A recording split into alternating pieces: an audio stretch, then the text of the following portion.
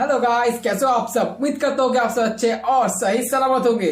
लगभग 35 साल के बाद फिर से हमारे बचपन का फेवरेट सुपर हीरो कैरेक्टर ही मैन वापस आ चुका है। 23 जुलाई को नेटफ्लिक्स में 5 एपिसोड के साथ रिलीज हुआ है masters of the universe revelation. आज की इस वीडियो में मैं इसी सीरीज का रिव्यू करूंगा with pros and cons and बताऊंगा कि क्या ये सीरीज हमारे एक्सपेक्टेशंस के ऊपर खरा उतरा है, क्या ये टीवी सीरीज हमारे टाइम को वर्थ करता है। और उसके साथ साथ वीडियो के एंडिंग में इसका जो पार्ट 2 आने वाला है उसका कुछ तगड़ा वाला लीक्स निकल के आया है, उसके बारे में भी हमें बताऊंगा। So without wasting any more time, let's roll the intro.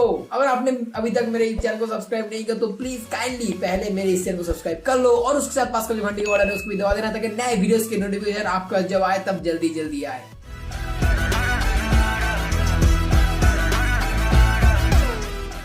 इस टीवी सीरीज के क्रिएटर केविन स्मिथ ने जो कुछ भी कहा था, जो कुछ भी प्रॉमिस किया था, हमें वो सब देखने को मिला है, नो डाउट। लेकिन इसके अंदर बहुत सारे खामियां हैं जिसके कारण ये सीरीज हमारे एक्सपेक्टेशन के ऊपर खरा नहीं उतरा है। वो क्या है वो मैं आपको वीडियो के आगे जाके बताऊंगा। 1986 के सीजन 2 आने के बाद का जो स्टोरी है वो ही इस सीरीज में दिखाया गया है। सीजन 2 के एंडिंग में बहुत बड़ा वाला फाइट होता है जिसमें स्केलेटर का टीम हार जाता है और इस सीरीज में हमें दिखाया गया है कि उसके बाद स्केलेटर फिर से वापस आता है, लेकिन इस बार उसका इरादा कुछ अलग था। ग्रेस्कल कैसल के अंदर एक जगह है जिसको ग्रेस्कल कैसल का हार्ट कहा जाता है। उस हार्ट के अंदर एक पिरामिड टाइप का एक चीज है जिसके अंदर मैजिकल ग्लोब है, जिस ग्लोब के ताकत के जरिए ये पूरा का पूरा यूनिवर्स बना है, जिस ग्लोब के ताकत ने, मैजिकल पावर ने पूरे के पूरे यूनिवर्स में लाइफ को जन्म दिया है। और इस बार स्केलेटर आया है उसी ग्लोब को हथियाने। लेकिन ऑफ कोर्स स्केलेटर के सामने खड़ा हो जाता है ही मैन उस ग्लोब को प्रोटेक्ट करने के लिए। उनके बीच थोड़ा बहुत फाइट होता है, लेकिन उस फाइट के दौरान स्केलेटर ने मॉसमैन को मार देता है, जिसके कारण ही मैन बहुत गुस्से में आके पावर स्वॉर्ड को स्केलेटर के अंदर घुसा देता है। लेकिन स्केलेटर चालाक बनता है, वो जहाँ पे खड़ा था उसके पीछे ही था पिरामिड और उसी पिरामिड का चाबी है वो तलवार यानी पावर स्वर्ड, जो हीमैन के मारने से स्केलेटर के बॉडी के अंदर से वो जाके खोल देता है उस पिरामिड को। पिरामिड अनलॉक हो जाता है और अनलॉक होने के बाद उसमें से निकलता है वो मैजिकल ग्लोब। मैजिकल ग्लोब जब भी सामने आता है तभी के तभी स्केलेटर अपने वो छड़ी से उस ग्लोब को तोड़ने की कोशिश करता है और तभी सॉर्सरस आ जाता है और टाइम को फ्रीज कर देता है, क्योंकि उस ग्लोब के अंदर इतनी ताकत है, उसको तोड़ने से उसके अंदर की ताकत निकलता है और इतना बड़ा ब्लास्ट होगा कि कुछ ही सेकंड्स के अंदर पूरा का पूरा यूनिवर्स तबाह हो जाएगा। और क्योंकि उसी ग्लोब के ताकत से, उसी ग्लोब से बना है वो पावर स्वॉर्ड, तो इसीलिए ही मैन उस ग्लोब के ताकत को यानी मैजिकल पावर को उस पावर स्वॉर्ड में एब्जॉर्ब करने की कोशिश करता है। लेकिन इसी दौरान वो जब एब्जॉर्ब करने की कोशिश कर रहा था तब ही मैन अपने नॉर्मल फॉर्म में यानी प्रिंस एडम के फॉर्म में आ जाता है और वो जो तलवार है वो ताकत बहुत बड़ा है, बहुत पावरफुल है और वो तलवार उसका जो कैपेसिटी है वो तो एब्जॉर्ब कर लेता है, लेकिन वो उसे सह नहीं पाया और वो तलवार डिवाइड हो जाता है। डिवाइड होने के वजह से उधर से इतना जोरदार धमाका होता है जिस धमाके में ही मैन और उसके पास ही था स्केलेटर, दोनों के दोनों मर जाते हैं।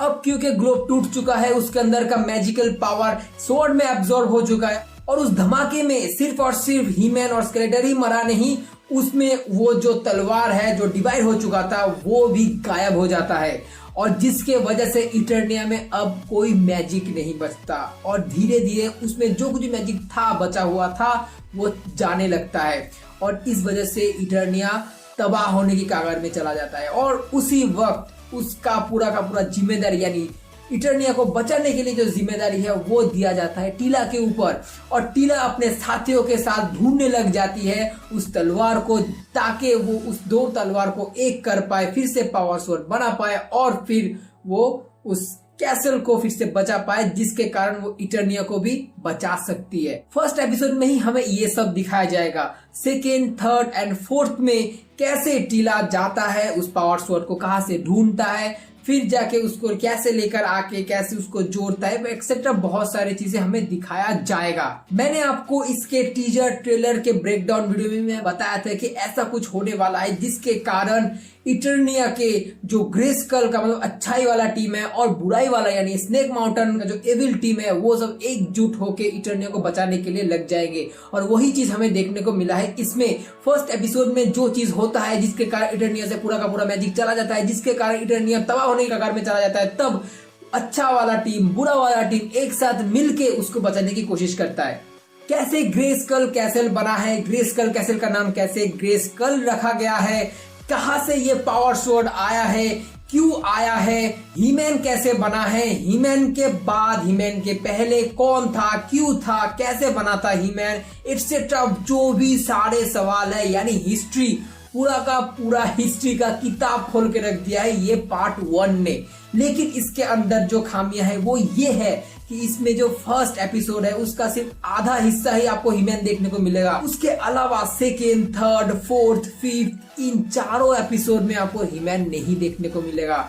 ये जो सीरीज है इसका जो डिमांडिंग पॉइंट है वो हीमैन है और एक्शन है।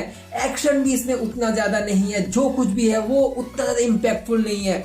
लेकिन इसमें हीमैन को तो रखना जरूरी था, लेकिन हीमैन भी इसके अंदर नहीं है। लेकिन हाँ, एक चीज मुझे समझ में आया है, अगर आपको समझ में आ गया है तो अच्छा है, वरना मैं बोल देता हूँ आप समझ जाओ कि इस पार्ट 1 को निकालने का मतलब यही था कि जो हिस्ट्री है, जो इंसिडेंट हुआ है वो क्यों, कैसे, कहां से हुआ है, मतलब स्टोरी को अच्छी तरह से रखा गया है, प्रेजेंट किया गया है। अब उस स्टोरी के अंदर क्या होगा, क्या होने वाला है, उन सारे चीजों को उन्होंने पार्ट 2 में रखा है। पार्ट 1 में सिर्फ और सिर्फ कैरेक्टर को डेवलपमेंट किया गया है, स्टोरी को स्टेब्लिश किया गया है, दैट्स इट। इसके अलावा और कुछ भी नहीं। जो हिस्ट्री का पार्ट है, कैसे, कहां से क्या आया है, जो सवाल हमारे मन में आज से नहीं, जो लोग बहुत पुराने हैं, अभी बूढ़े हो चुके हैं, जब वो वाला मतलब 1980s का जो वो शोज देखते थे, उनके दिमाग में ये सवाल था, उसी सवाल का जवाब ये पार्ट 1 दे रहा है हमें। इसके अंदर का कॉन्सेप्ट यही है कि इसमें हीमैन नहीं है और जो एक्शंस है वो बहुत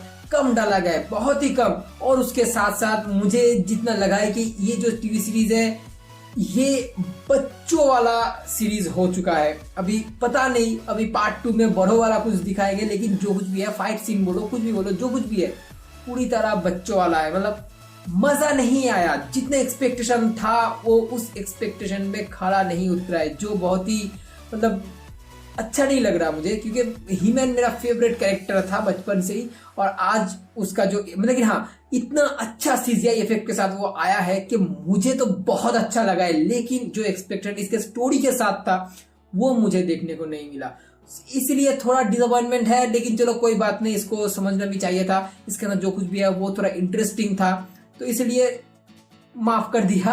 अब पार्ट 2 में ये होप लगा सकते हैं, पार्ट 2 में ये एक्साइटमेंट आता है, क्योंकि 5th एपिसोड में जो चीज दिखाया गया है वो कमाल का है। हीमैन का जो फैन बेस है उनके दिमाग में, उनके मन में ये सवाल जरूर आता है जो हमें दिखाया गया है। केविन स्मिथ ने भी कहा था कि इसके अंदर, इस टीवी सीरीज के अंदर बुरा से बुरा क्या हो सकता है, आप बस अंदाजा करो और ये सीरीज आपको दिखा देगा। ऐसा ही कुछ हमें दिखाया गया है जो चौंकाने वाला है। और हाँ, केविन स्मिथ ने तो एकदम घमासान स्पॉइलर लीक किया है।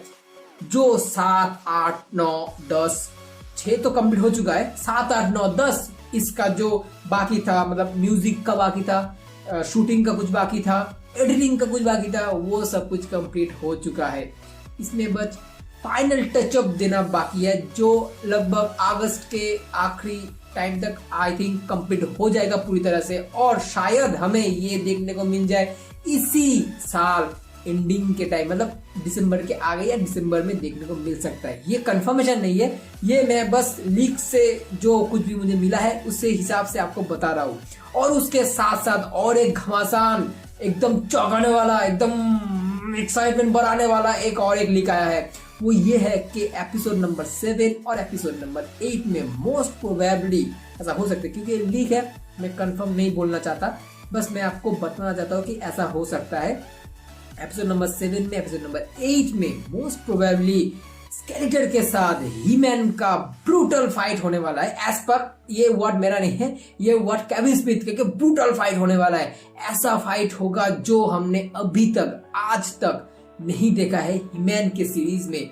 ऐसा वाला फाइट हमें देखने को मिल सकता है। अब ऐसा वाला फाइट क्या बच्चों वाला फाइट है या बड़ों वाला दिखाने वाला है, वो बस देखना बाकी है। अगर उसी पुराने वाला फाइट सीन को दिखाया गया है, मतलब बच्चों वाला, तो मजा उतना नहीं आने वाला। अगर बड़ों वाला दिखाया गया, एटलीस्ट मीडियम टाइप का भी दिखाया गया, तो मजा बहुत आने वाला है। ओवरऑल ये सीरीज एक्सपेक्टेशन में खरा नहीं उतरा है तो क्या हुआ? इसके अंदर जो कुछ भी डिटेल्स, जो कुछ भी इंफॉर्मेशन हमें दिया गया है, वो काफी है हमारे अंदर के रोंगटे को खड़े करने के लिए। और जो चीजें फर्स्ट एपिसोड में और 5th एपिसोड में दिखाया गया है, वो कमाल का है। सच बताता हूँ, कमाल का है। हीमैन का जो फैन बेस है, वो अगर इसे देखेगा, हाँ एक्सपेक्टेशन बहुत था, हीमैन नहीं है, फाइट सीन उतना ज्यादा नहीं है, लेकिन इसमें जो चीज इसमें दिखाया जाएगा वो उनको कमाल का लगेगा।